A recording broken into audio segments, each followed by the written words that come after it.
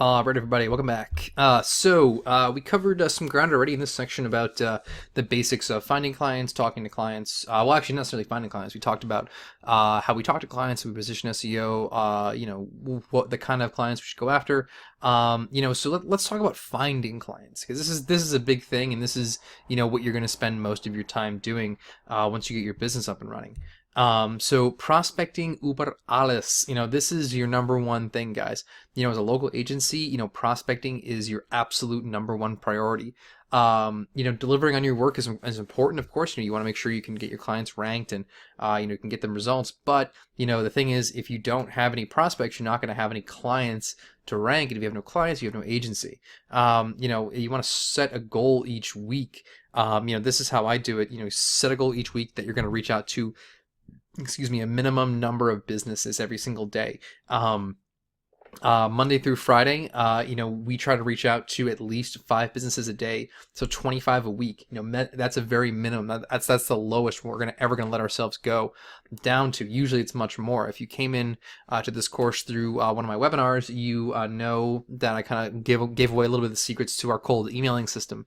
So that allows us to leverage quite a bit. Do way more outreach, way more prospecting than just 5 a day, or it makes it very easy to do a lot more. But just starting from the beginning without getting into the really advanced stuff, the most basic form of prospecting that you can do for your SEO business is to, start with the Google search results. Simplest way is just to contact any business that's not in the top 3 spots on the first page. Just literally Google, niche plus your city or your town name or wherever you're looking to work. And just find anybody who's not in the top 3. These businesses are going to be hungry to be at the top, especially if they're like on the first page, like maybe down number 9 or 10. They see their competition, and they think their websites are way better. This is just something that's been consistent that I've seen. Every single person that I talk to believes that their website is better than their competitors, and why aren't they ranking higher? And they want to know why they're not on top. Just kind of keep it very simple. Go to their website, find the name of the owner, find the email address, and then just email them. This is a very, very basic sort of form thing here. Like, hey, first name, I noticed you're not in the top 3 search results for niche plus city or town or whatever. Your competitors, throw some names in, name 1 or 2, 3, are probably stealing a lot of business from you. If you want to learn how to beat them in the search results, email me back and let's schedule a time to talk. Super duper simple, right? It's again, if you came in through one of the webinars, you saw that I like to keep my emails very simple, very easy for them to respond.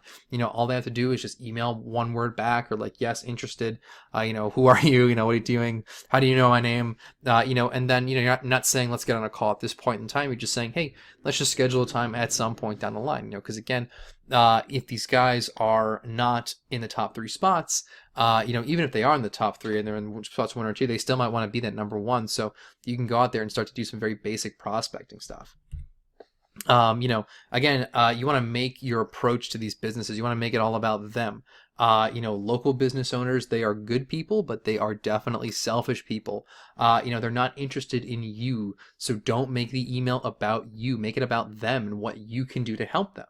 They dream of being at the top of the first page of Google. They're already sold on SEO. They know that they need it. They know that they want it. That's their dream. So you want to leverage this interest they already have in being number 1, leverage it to start a dialogue, to get things going. The next sort of form of prospecting here is friends and family. Do not neglect your network of friends and family, guys. I've seen so many people get their first client through friends and family that, Uncle Joey's has a new business, or, Aunt, Frankie, maybe she's got, somebody's doing something, or they know somebody who is. This is a really quick way to get your first SEO client, because, these guys are, they're friends, they're your family, they're going to trust you, right? They're going to give you a shot, whereas, another business owner, who you don't have a history with, they will probably still give you a shot. You just need to convince them more. My advice at this point is, after this video, guys, make a list of everyone who's, either running their own business, or maybe they have a side hustle that's, their business, give them a call, message them, and offer your ranking services. Just be like, hey, Uncle Joey, I could absolutely, how's whatever the business going? You ever thought, I'm kind of getting started with this new venture here, ranking websites, SEO stuff. Is there anything that I can help you with? Can I help you for free? Can I get a case study from you? This is a great way to practice, guys. If you're nervous about SEO, if you're nervous about talking to people on the phone or anything like that, these people want to talk to you. They're your friends, they're your family. Leverage that. It's going to be easy for you, or easier at least. The next thing you want to think about with basic prospecting is, places that you shop. After you make a list of your friends and family who could be doing some business stuff, make a list of all the places that you spent money in the last 2 weeks. You just kind of think about that, your neighborhood, or, your town, whatever. How many of these places could benefit from SEO? They could benefit from ranking higher in Google. If you walk into a shop and you spend some money, when you ask to speak to the manager, about their digital marketing, they'll at least give you the time of day to say your piece because you just spent some money with them. This works absolutely great for contractors and service-based businesses, guys. And remember this, do you have someone who's coming to your house to fix a leak?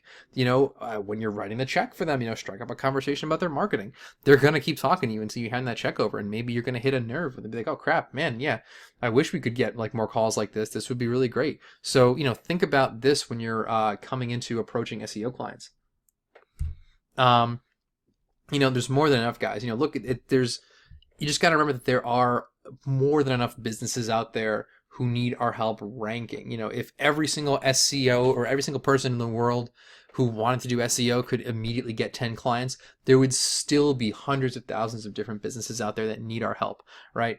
Everyone in this course could be making 6 figures within a year with their SEO agency. And again, there's still going to be so much business out there, so many businesses out there who need help. Prospecting in this situation, guys, you have to have an abundance mindset with it. You need to have that. That's just kind of a requirement here.